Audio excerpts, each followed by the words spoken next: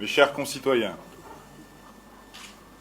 dès que nous l'avons appris, nous vous avons informé de 2 nouveaux cas de Covid-19 en Nouvelle-Calédonie, dont un non importé. Toute la nuit, la Direction des Affaires sanitaires et sociales a mené son enquête pour déterminer comment ces 2 Calédoniennes, toutes 2 au Médipôle dans un état stable, avaient été contaminées.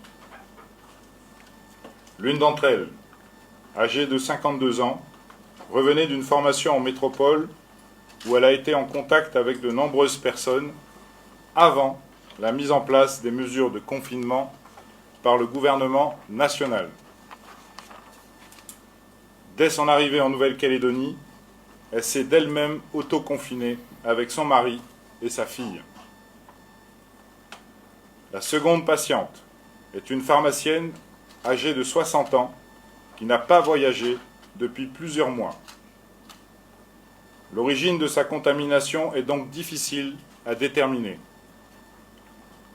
L'enquête menée par la DAS se poursuit pour identifier toutes les personnes qui ont été en contact et qui sont probablement nombreuses.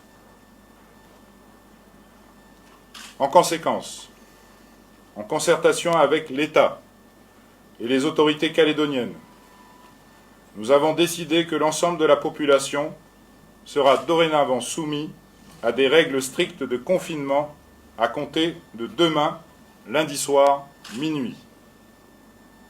Je laisse le soin au haut-commissaire de vous les présenter. Je sais que certains s'inquiètent de la disponibilité du matériel, en particulier les tests et les masques. Je le répète, nous prenons toute la mesure de la situation. 15 000 tests et au moins 2 millions de masques arriveront bientôt en Nouvelle-Calédonie. Je sais que vous êtes nombreux à vous interroger sur les conditions de rapatriement de nos proches. Dans l'immédiat, la priorité est de faire revenir les personnes dont la présence est essentielle. Je pense en particulier aux résidents calédoniens dans des situations humanitaires délicates et aux professionnels de santé dont nous aurons rapidement besoin. Malgré l'urgence de leur retour, ces personnes devront nécessairement être placées en quatorzaine avant de reprendre le travail. Les liaisons aériennes ont été suspendues. Néanmoins, le gouvernement s'organise pour les urgences humanitaires et le fret. Le détail de ces rotations sera précisé au plus tôt. J'entends également les familles qui souhaitent le retour rapide de leurs proches, notamment des étudiants calédoniens. Je le répète, ils sont plus en sécurité pour eux et pour leurs proches là où ils sont. Ils ne sont pas dans des situations d'urgence humanitaire. J'invite les Calédoniens en métropole à se rapprocher de la Maison de la Nouvelle-Calédonie, mieux à même de les accompagner pour trouver les dispositifs appropriés en attendant leur retour.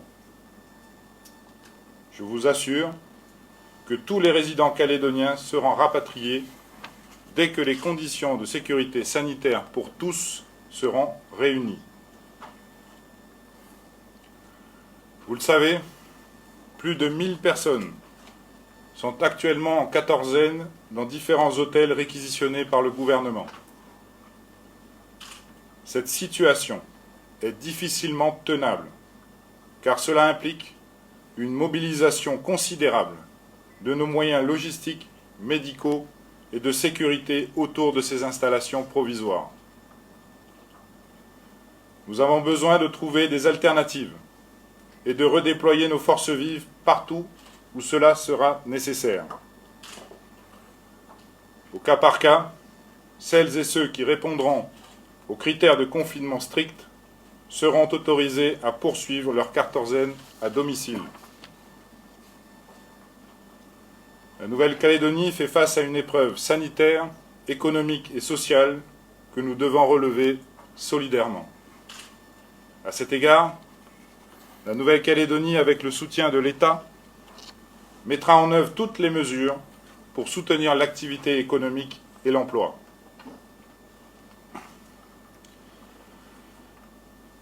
J'ai l'espoir que les Calédoniens cesseront de se diviser. Au contraire, ce nouveau défi doit nous rassembler. Nous devons nous engager collectivement pour lutter contre le Covid-19, d'où que nous venions, quelle que soit la terre où nous habitons. Cette bataille contre le Covid-19 se gagnera aussi dans chaque famille, dans chaque clan.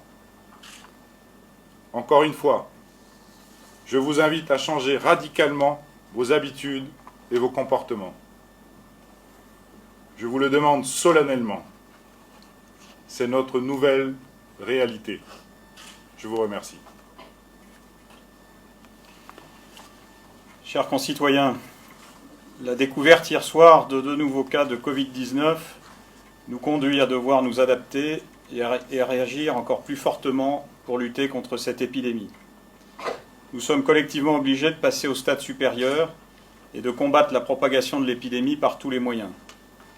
Cette nouvelle étape va exiger de tous beaucoup de discipline, de rigueur, va créer beaucoup de perturbations et, soyons-en conscients, va avoir un impact considérable sur notre vie de tous les jours. La plus importante des batailles est devant nous et nous devons tous collectivement être au rendez-vous. Les nouvelles mesures qui sont prises aujourd'hui et que nous vous annonçons, le président du gouvernement Thierry Santa et moi-même, reflètent un engagement fort de l'État et du gouvernement de Nouvelle-Calédonie, ainsi que de l'ensemble des collectivités calédoniennes. Ces mesures sont destinées à vous protéger, à nous protéger. Elles sont contraignantes, mais nous comptons sur vous tous pour les respecter et aider par votre comportement l'ensemble des services qui vont être chargés de veiller à leur application.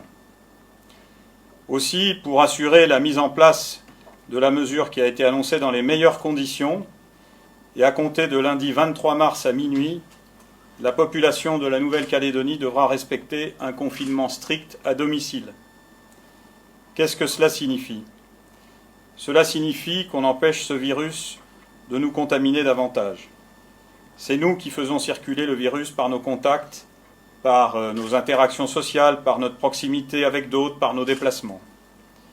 Le seul remède contre ce virus, c'est notre comportement, qui doit être exemplaire pour l'empêcher au maximum de circuler. Dès lundi soir minuit, tous les rassemblements sur la voie publique et dans la sphère privée seront interdits. Cela signifie que les regroupements extérieurs, les réunions familiales ou amicales seront interdits. Cela signifie que les cérémonies coutumières, comme on l'a déjà dit, seront impossibles. Il faut limiter au maximum les contacts en dehors de chez soi. Concrètement, vous devez rester à la maison ou dans votre appartement et limiter absolument vos déplacements à l'extérieur et toute circulation. Cela signifie que toutes les activités de loisirs vont devenir impossibles. Cela signifie que vous ne pourrez aller ni à la plage, ni en mer, ni à la chasse, ni organiser un match de foot, un bingo ou une partie de pétanque avec vos voisins ou vos amis. Cela signifie que tous les commerces vont être fermés, sauf ceux qui seront nécessaires, par exemple, à l'alimentation, à l'hygiène, on peut penser aux blanchisseries, à la santé, les pharmacies, ou encore à des activités de réparation, en particulier dans le secteur du numérique, qui va nous être fort précieux. La liste précise des secteurs qui ne devront pas fermer sera diffusée demain. Pour être également tout à fait précis, vous ne devrez sortir de chez vous que pour des raisons professionnelles ou des raisons personnelles impérieuses et indispensables, et bien entendu en respectant scrupuleusement les gestes barrières qui ont été répétés maintes fois. Ainsi, pour aller travailler, Seules pourront circuler les personnes se rendant de leur domicile au travail, parce que la vie économique doit continuer, l'activité dans les mines doit pouvoir se poursuivre, de même par exemple que l'activité autour de l'agriculture. Et les services vitaux doivent continuer de fonctionner. J'en appelle à la responsabilité de tous pour permettre à l'économie de Nouvelle-Calédonie de ne pas s'effondrer et aux services publics essentiels de fonctionner. Eau, assainissement, déchets, énergie, ce sont des secteurs qui doivent continuer de fonctionner. Cependant, partout où c'est possible, le télétravail ou le travail à domicile devra absolument être privilégié. Pour ceux qui devraient se rendre sur un lieu de travail, ils devront strictement respecter les mesures barrières. Nous recevrons demain matin les responsables économiques du pays pour évoquer avec eux ces mesures et leur application pratique. Vous pourrez également aller faire vos courses dans les mêmes conditions de respect des gestes barrières. Ne cédez pas à la panique, nous l'avons déjà dit. Il n'y a aucune pénurie alimentaire. Adoptez aussi un comportement responsable en regroupant autant qu'il est possible vos achats. Je redis également qu'il n'y a pas de pénurie en billets et en pièces. Vous pourrez également aller à vos rendez-vous médicaux, bien entendu. Enfin, à proximité immédiate de votre domicile, il vous sera possible de sortir seul ou de pratiquer individuellement une activité physique, à condition de ne pas entrer en contact avec une autre personne. Bien entendu, un parent pourra accompagner son enfant à cette occasion. Le détail de ces mesures sera précisé dès demain, ainsi que les modèles d'attestation qu'il faudra présenter aux forces de l'ordre en cas de déplacement. Mais le message, il est clair, il faut rester chez soi autant qu'il est possible. Des contrôles réguliers seront mis en œuvre par les forces de l'ordre, police nationale et municipale, gendarmerie nationale, pour s'assurer que chacune et chacun applique scrupuleusement ces nouvelles mesures. Il ne s'agit pas, bien entendu, de lutte contre la délinquance, chacun le comprend, mais ces contrôles permettront de s'assurer du respect de mesures citoyennes et sanitaires destinées à nous protéger. Je compte également sur les autorités locales et sur les autorités coutumières pour nous soutenir dans l'explication, dans la compréhension et dans la mise en application de ces nouvelles règles. Si ces mesures ne sont pas respectées, comme on l'a trop souvent vu dans d'autres pays concernés, il faudra envisager des mesures encore plus restrictives de nos libertés, comme par exemple des mesures de couvre-feu.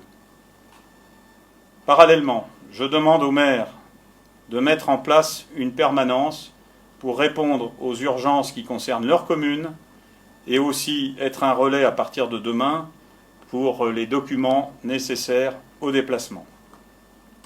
Ce confinement va s'appliquer au minimum pour 15 jours et fera l'objet d'une réévaluation en fonction de l'évolution de la situation, en particulier en s'appuyant sur le comité scientifique et d'experts qui a été mis en place auprès du président du gouvernement. Je souhaite rappeler que ces mesures viennent compléter les décisions prises ces derniers jours, et notamment, vous le savez, la fermeture de tous les établissements de loisirs, ou encore la mise en quatorzaine automatique des résidents de retour sur le territoire. Je rappelle à ce sujet, comme vient de le faire le président du gouvernement, qu'il faut désormais éviter le retour massif de ceux d'entre nous qui ne vivent pas en permanence en Nouvelle-Calédonie et qui peuvent se maintenir là où ils sont. J'appelle aussi à un sursaut face aux vols qui se multiplient de matériel de protection, et notamment de masques ou de gel hydroalcoolique. Le gouvernement et les provinces font en sorte de reconstituer ici des stocks très importants. Il faut donc arrêter ces actes qui, pour le coup, relèvent d'actes de délinquance. Ce ne sont pas des mesures faciles que nous annonçons. Elles ont un impact fort sur le plan économique, c'est évident.